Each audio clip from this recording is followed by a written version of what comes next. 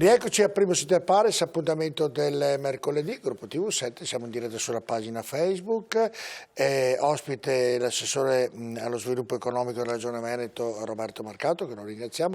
Abbiamo ovviamente, vedete il titolo marcato a 360 gradi, abbiamo iniziato nel parlare ovviamente del partito, della Lega, in questo momento dove qualche critica all'interno dei militanti stessa c'è, e nel concludere questo ragionamento lei che futuro vede in Zaia? Vede un futuro politico nazionale o quando avrà smesso di fare il Presidente della Regione dirà basta, non faccio più politica? Allora, per il bene dell'Italia mi augurerei che il Presidente Zaia diventasse Premier. Per il bene del Presidente Zaia mi auguro di no.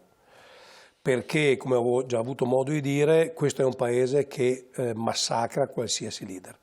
Cioè l'Italia è una madre che uccide i propri figli, non c'è niente da fare. Non c'è leader da Craxi in poi che non sia stato distrutto da questo sistema di paese. E allora, siccome il Presidente è anche un amico, da amico che dico guarda, sta qua. Però per esempio, per il paese servirebbe una persona come Zaia, sì. No, però per esempio in Regione non è stato massacrato nonostante 15 anni. No, ma anni... finché stai là va bene. Quando fai il salto o sei Draghi, che allora il sistema mondiale dice che vai bene, se non sei Draghi, un quarto d'ora dopo che sei Premier, arriva una foto di una che era in classe con te, che ha sposato uno che gli era cugino di uno che ha rubato una gallina e il proprietario transitiva ti ha rubato la gallina che ti. Allora intanto parte un avviso di garanzia, che non vuol dire niente, ma intanto i giornali fa 4 settimane dei titoli a 4 colonne, dopo iniziano a dirti meglio un passo indietro, dopo viene fuori che tuo cugino ti ha fatto un bonifico, non si capisce che bonifico in realtà aveva comprato e 4 tutto giusto. Questo è il paese che viviamo. Negli altri paesi credo non succeda questo. Molto meno. Lei tenga presente che se guardiamo, noi abbiamo nelle grandi stragi... I tabloid inglesi lasciamo perdere. Ma i tabloid... il pettegolezzo è una cosa, nel senso che... Se guardiamo la Francia... Con ma il gossip, come dire, il gossip può essere fastidioso, ma va bene. No, ma qua vanno oltre. Se guardiamo la storia dei presidenti dell'America, il gossip ha fatto strage. Sì, d'accordo, ma qui vanno oltre, perché se lei guarda anche nelle famose stragi di mafia, che è sempre una collisione fra servizi segreti deviati, parte della magistratura, carabinieri, guardia di finanza, un po' di corruzione. Cioè che c'è questa commistione bruttissima in questo paese. Però un po' di corruzione c'è stata approvata, c'è stata. Sì, appunto, però quando vedo queste commistioni strane, adesso per esempio anche sta cosa che Renzi è un mio avversario politico, ma vedere che pubblicano le conversazioni private tra lui e il padre nei giornali, ma questo fa vomitare, sia che qualcuno le pubblichi e sia più schifoso che qualcuno le passi. Ma cosa c'entra? Questa roba qua c'entra qualcosa con un reato, perché se è reato lo pubblichi, e se uno che ha un ruolo pubblico commette un reato deve andare in galera a rimanerci. Ma se non è reato, cosa c'entra? E telefonate fra mia e mia morosa, cosa c'entra? Fra mia e mia sorella, cosa c'entra? Ma cosa c'entra? Ma forse anche fra lei e la sua amante. Cosa c'entra con una tangente che non c'è? No, sono d'accordo. Tu metti la telefonata fra me e lei che mi offre la tangente e mi che dico di sì. Questo metti. Ma se in quella telefonata c'è anche la mia amante, cosa c'entra? Ma cosa c'entra? E uno è omosessuale, ma cosa c'entra? Poi facciamo tanto i fenomeni con il DDL Zan, però mettiamo la cosa pruriginosa, lesbica, ma di cosa stiamo parlando? Cosa c'entra questo con la giustizia? Niente. A me questo paese quando fa così non mi piace. Ma è un paese, non mi piace. È un paese così. Ma a me non piace. Io voglio vivere in un paese dove se prendo una tangente vado in galera, ma se litigo con mio fratello sono affari miei. Non che mettono a litigare mio fratello sui giornali. Ho capito, però lei sa che quando prende un ruolo pubblico, ha ragione lei che non dovrebbe essere così. Ma non è giusto, non è giusto, capito, perché uno viene massacrato per cose che non c'entrano diventa nulla. così. Io voglio essere giudicato per quello che faccio, non per quello che dico nell'intimità della mia camera da letto. Marcato diventa così anche negli altri paesi. No, guardi, ma qua dopo la usa, si trova qua c'è sempre servizi segreti deviati. Ma deviati, i deviati ne ha testa, ma cos'è sta roba? Perché l'Italia sembra avere le stragi di mafia, ma poi c'è una parte dello Stato, ma uno sapeva, non sapeva, sempre sta roba è complicata. Se lei vede le famiglie reali di Monaco e dell'Inghilterra, ma sono scandali. Ma sono pettegolezzi che sono ma anche scandali. ridicoli, però persone si sono uccise per questo. Sì, certo, e anche il gossip quando supera un certo, ma insomma tutto sommato a me. Ma capita dappertutto, voglio dire. Io quando vado al mare, la gente viene là, vado a farmi la doccia e la gente viene, intanto mi va a parlare. Va bene, sei un uomo pubblico, ragazzi. Poi va benissimo, è giusto così.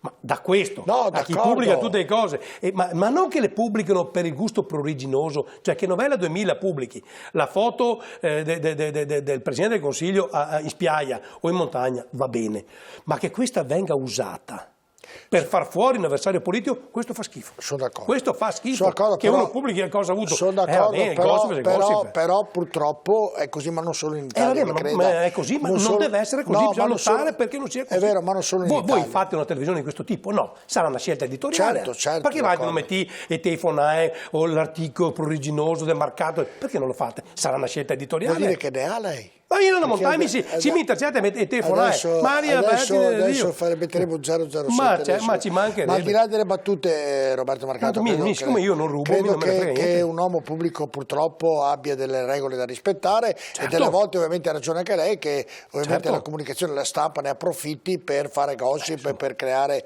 dei dissapori, per fare anche una battaglia ma io politica. Giordani lo voglio battere politicamente, non lo voglio battere perché l'ho visto al ristorante a bere un'ombra. Ma non me ne frega niente, i suoi affari sui, le piccolezze anche all'interno del suo partito c'è qualcuno che fa ovviamente queste, come anche all'interno degli altri partiti, in tutti quanti. Io non sono fra questi. Sì, no, lei sia mi piace battere, io voglio sconfiggere gli avversari sul terreno politico, personali, affari sui, l'etica, e quella, la morale, gara amorosa, non gara amorosa, gara l'amante, sono problemi suoi, a me non mi interessa, non deve. Io voglio sapere, sei in grado di governare una città? Sì, no, punto. Sei onesto? Sì, no, basta. Va bene. Onesto, senta, lei mi ha fatto un bel discorso, però non mi ha detto secondo lei cosa farà Zaia. Ha detto sì, mi piace. Mi spero che resta qua. Parlu anche per il Veneto. No, finito il suo mandato, è l'ultimo mandato questo, presumo, giusto, no?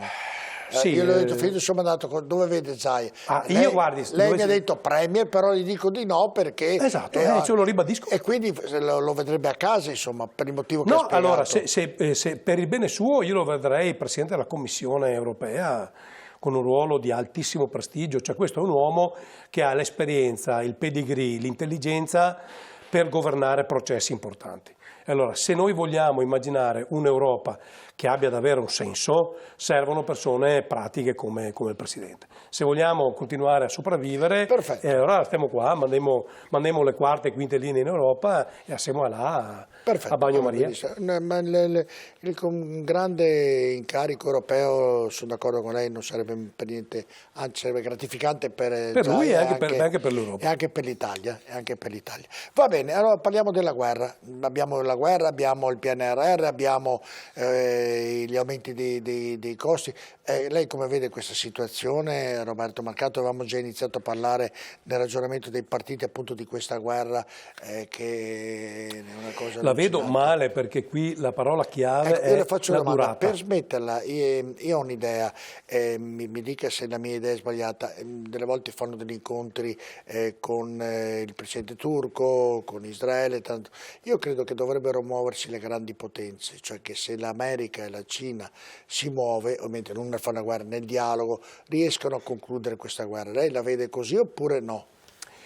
Allora, più che i protagonisti bisogna parlare di modalità, cioè noi dobbiamo dare la possibilità a Putin di finire la guerra, dobbiamo metterlo nelle condizioni di finire la guerra, posto che lui ha commesso un reato criminale, invadere un paese democraticamente eletto è un reato criminale contro l'umanità.